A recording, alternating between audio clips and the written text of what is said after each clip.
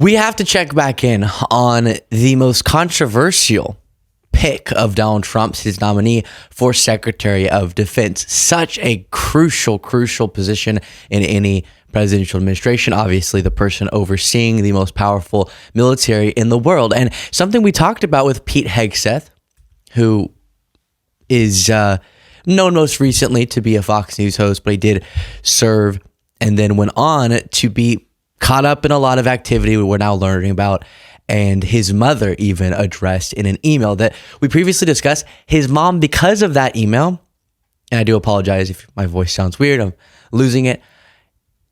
The email is now something that Penelope Hegseth, Pete Hegseth's mother, is trying to walk back. So before showing you this interview on Fox News where she goes public with the fact that she doesn't want Pete Hegseth's nomination to be shot down because of her words, we'll get into how it's much more than just her words that we're concerned with.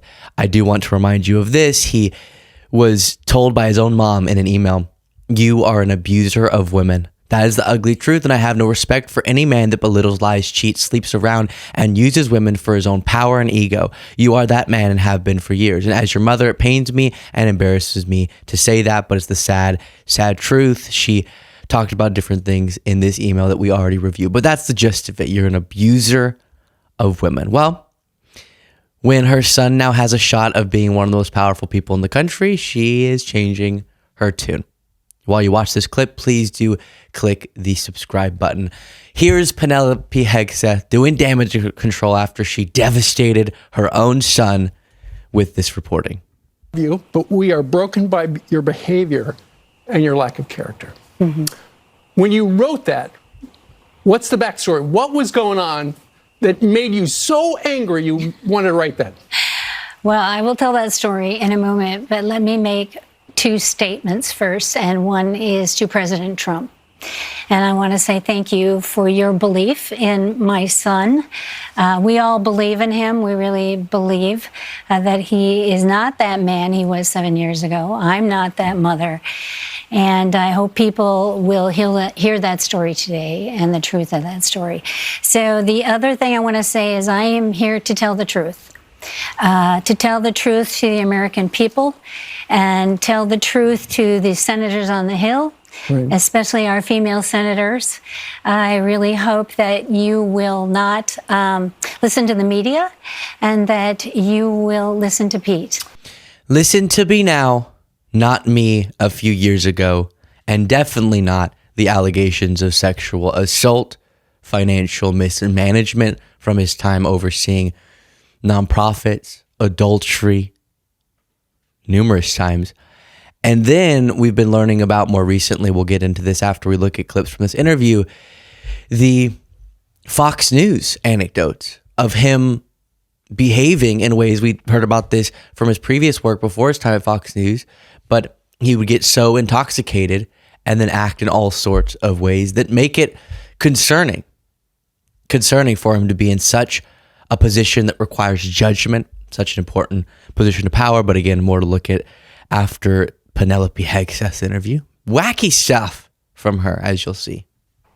It sounds like you're a little disillusioned. Have you lost trust in how things happen? No, listen, I came to take on New York City, to take on the New York Times, to be a mother, a strong mother, a fighter. What's your message to the New York Times?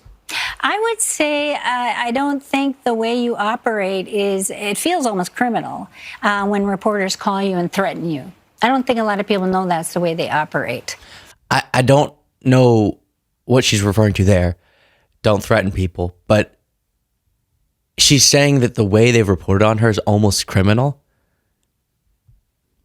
Sounds very Trumpian. And they are in it for the commission, for the money. And they don't care who they hurt, families, children. And I don't believe that is the right way to do things. Do you think that's just the way they try to get the story? Oh, of course. It's their job. But I can take the opposite view. I can take the high road. I can take the belief in good and the good in people. And will we be persecuted? Will we suffer in life? Yes, sure, we will. But I know in whom I believe. I believe in God. I believe in Pete. I believe in my family, my husband of 48 years. Hi, honey.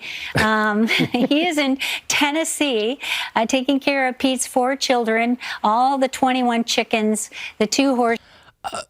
Okay, that I'm really happy for their marriage, and I'm happy they all have some happy chickens, but I don't see what that has to do with these very credible allegations that have been brought against Hegseth, including a sexual assault allegation that MAGA really, really wants to ignore.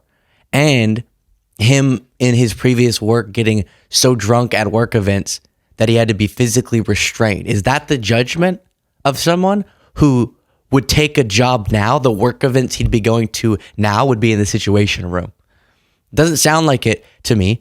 We'll get to Pete Hegseth in an interview saying, I'm not going to drink if I get this job. And one more clip from this interview. One thing about Pete people don't realize. That he's got a big heart, that he's very smart. Yeah. He is the most faithful patriot of this country. He loves his country. He's fought and almost died for his country. He's a good dad. He's an amazing son and father, and that's the Pete I want people to know. I do, as I always say, respect his service. What I don't respect are the numerous stories of low character we've gotten from him, leading to him having to say this in the Megyn Kelly interview. And, you know, we knew about the wife situation, right? Sure. But nothing with respect to alcohol. It is again, the anatomy of a smear. They're trying to extend it out because they want to create a scenario where senators go, okay, I could handle this, I could handle that, but if he's drinking, I can't handle that. Yep. That is by far the least true aspect of any part of this. So have you stopped drinking now, or what's this? Thank you for asking that. So my plan going forward, ongoing, is when I deployed, we had something called General Order Number 1. And in General Order Number 1, it is you are not allowed to drink while you're on deployment, right? So if you're in Iraq and Afghanistan in a combat zone, you're not allowed to drink. That's how I view this role as Secretary of Defense, is that I'm not going to have a drink at all. And it's not hard for me because it's not a problem for me. But I need to make sure the senators and the troops and President Trump and everybody else knows when you call me 24/7, you're getting fully dialed in, Pete, just like you always did in Iraq and Afghanistan. So this is the biggest deployment of my life, and there won't be a drop of alcohol on my lips while I'm doing it. So that is something he's having to bring up because of this. Every day I don't know if you want to call it a smear or well-substantiated reporting, but media is reporting on this. New reports reveal Pete Hegseth's alleged boozing in front of Fox News colleagues once got so drunk he struggled to stand. At a 2016 Fox and Friends Christmas party, Hegseth reportedly caused disturbance that led to an internal investigation by the network's Human Resources Department. A year later, at the wedding of a Fox News producer, he became so intoxicated that, according to witnesses, he struggled to stand upright in a men's bathroom. Friends had to arrange for a ride to ensure he made it to the studio by the morning, and it goes through different stories. We talked a lot about the time he spent in veterans nonprofit at the head of them and what caused him to have to be forced out, reportedly, from those organizations. And it was behavior like this, trying to get up on stage with a stripper while he was super drunk. And it's not that we're saying if you get super drunk at some point in your life, that means you have bad judgment. But whenever you're engaging in the ways that he was, in the environments that he was in, work events specifically, that's the part that is indicative of poor judgment and self-control. Not to mention his history of adultery, not to mention the sexual assault allegation. But Tommy Tuberville, the Republican senator, says, I'm not going to disagree with Trump on anything. Who are we to say that we're a better vetter and picker of people than Donald Trump? Isn't that you're advising consent? That's your job. Advising consent, but that's more the Democrats. But don't you think both sides should do the vetting? Well, yeah, to some degree. I mean, but we have to be convinced. I mean, they should do all the background work. They should go after our nominees. I've not heard very little from the left. Donald Trump did all the vetting they needed to do on Pete Hegseth, and I just can't believe we even have people on our side that are saying, well, I've got to look at this, got to look at that. What they're doing is they're throwing rocks at Donald Trump. They're not throwing them at Pete Hegseth. They're throwing them at Donald Trump because they're saying, well, we don't believe you did the right vetting and we don't believe he can do the job. Wait a minute. That's not our job to do that. That's the Democrats. He was accused of using the veterans nonprofit money as a personal expense fund.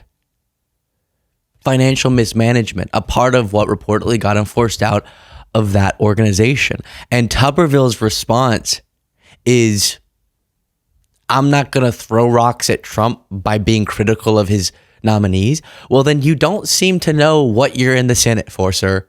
We have something called checks and balances, and you're supposed to engage in that. But there's this weird, we salute to the dear leader above all else attitude from Tuberville and many others.